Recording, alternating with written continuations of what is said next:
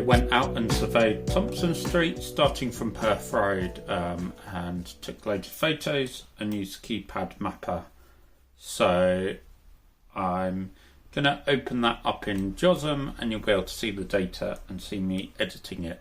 It was just under an hour, about 50 minutes of me surveying, so this might take me an hour, maybe 2 hours of editing on the computer and trying to figure out from all my photos and notes.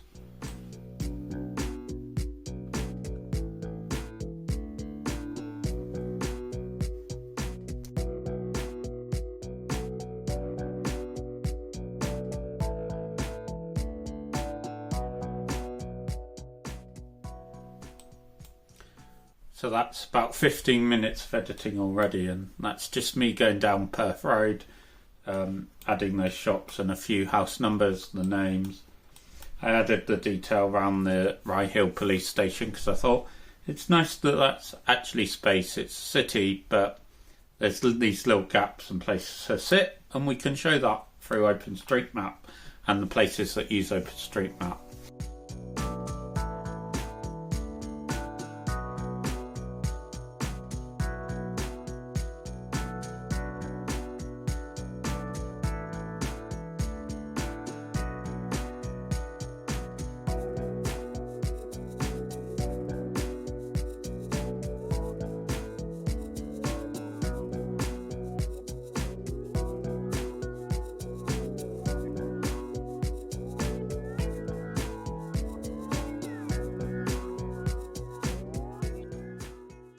So now, after editing those shops, I've got to Thomson Street, and I'll start going through and just adjusting. Keypad mapper puts the points there with the house numbers. That was me tapping quickly, but it doesn't quite get the location right, so I line those up.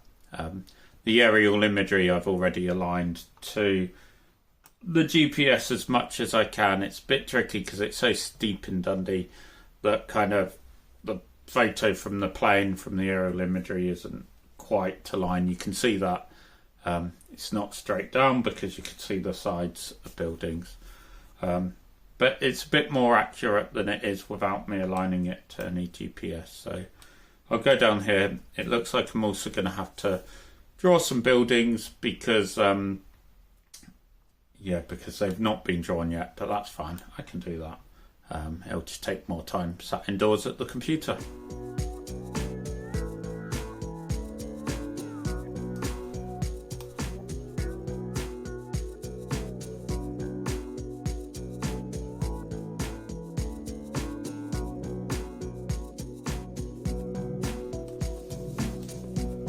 It's been another half hour of editing Thomson Street, just lining things up and bits like the parking, understanding why things placed where they were. Not much interesting. There was this house number that very clearly number 48, but on the side of the wall right beside it, that's number 50, so I wonder if it's changed its number. There wasn't a clear number 50 around it. Yeah, maybe there were two buildings and they picked one. So I kept it as 48. That's what I typed in, but I have made a reference to 50. If someone looks and thinks that should be mapped, they can see my note that I didn't ignore that. So yeah, just a few more moving bits and seeing all this. We can map all sorts. Map the traffic coming, the speed bump, which some sat-nav will warn of that to slow down, or just rate this as a slower route, which is probably true. Some of the other parallel roads will be better to go up. There's some duplication here because I wasn't quite sure what I had mapped.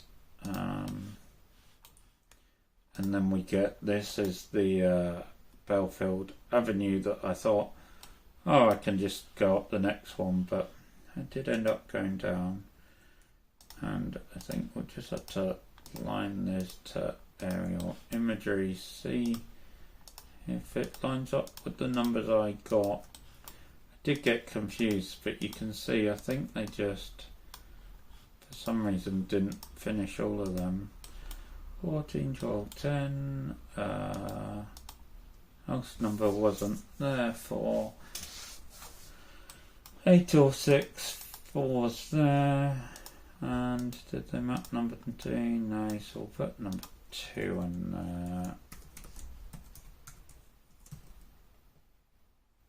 Belfield Avenue, yeah. One's there, 45. That will be raise angle. It's already there.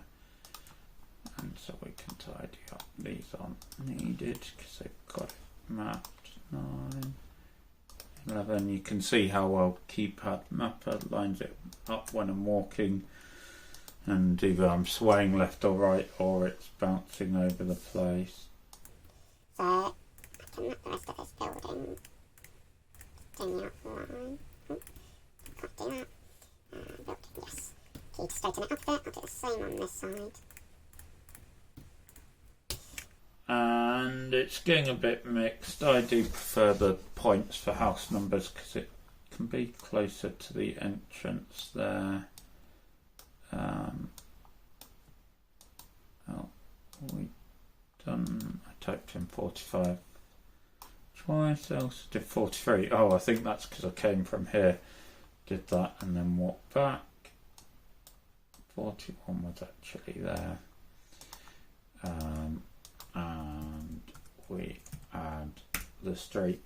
And it doesn't matter if you're doing house numbers by points or by kind of a full area.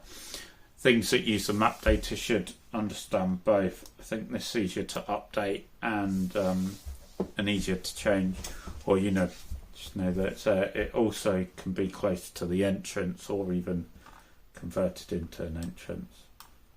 So I've got a bit more to do. I've got to do these bits. I've got a bit confusing this bit, and then I'm kind of almost done. Just some more tweaking and map gardening.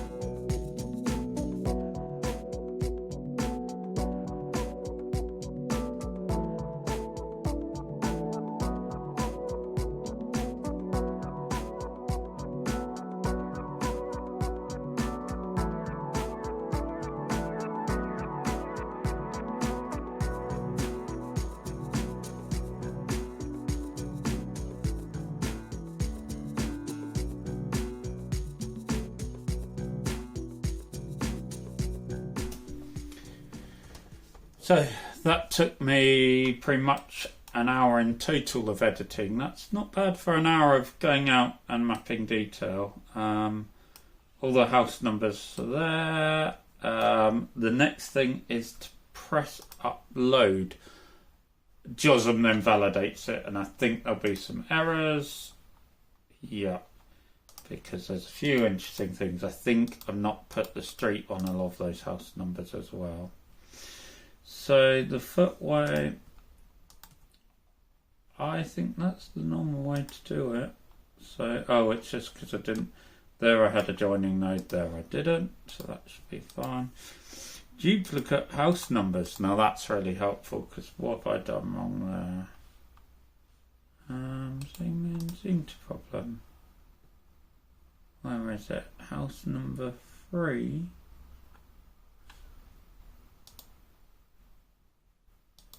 Hang on, I think I'm gonna fix the streets first. So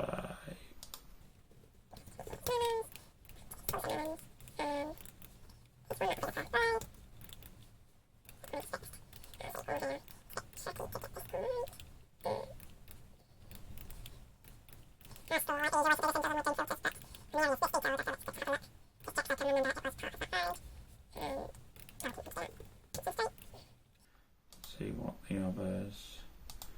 I think these are things. Role verification. I've not edited any relations, so that's not part of the things I've highlighted. Unnamed ways, well, yeah, they don't have a way. That's just, I'm just being a bit fussy. And so, and that just join up. I'm going to do upload again because it's got to revalidate it. Still got a couple without a street. So that's Thomson Street as well. Why did I miss number 6? I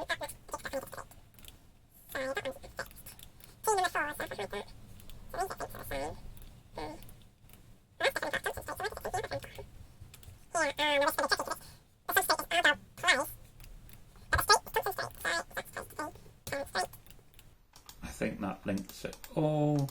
It's confusing because they're numbered after Argyle Place, which is just that terrace. Apparently that's a better way of doing it. And then if we now upload, we should have duplicate. There's still a duplicate number 4. Not without street, but they have got street. Josm's going to complain either way. It's valid data. So I'm going to upload, and then we're going to do house numbers and other detail around Thomson Street. Is it Thomson Street? Thomson Road, yeah. Thomson Street. I also like to add the survey date 2024 11/01.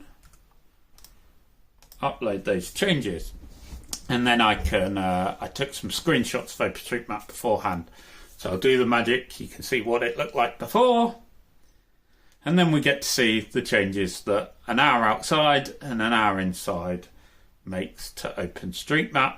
And that continues my wave across Dundee of mapping. I feel I'm making quite some good progress and actually getting close to the city centre.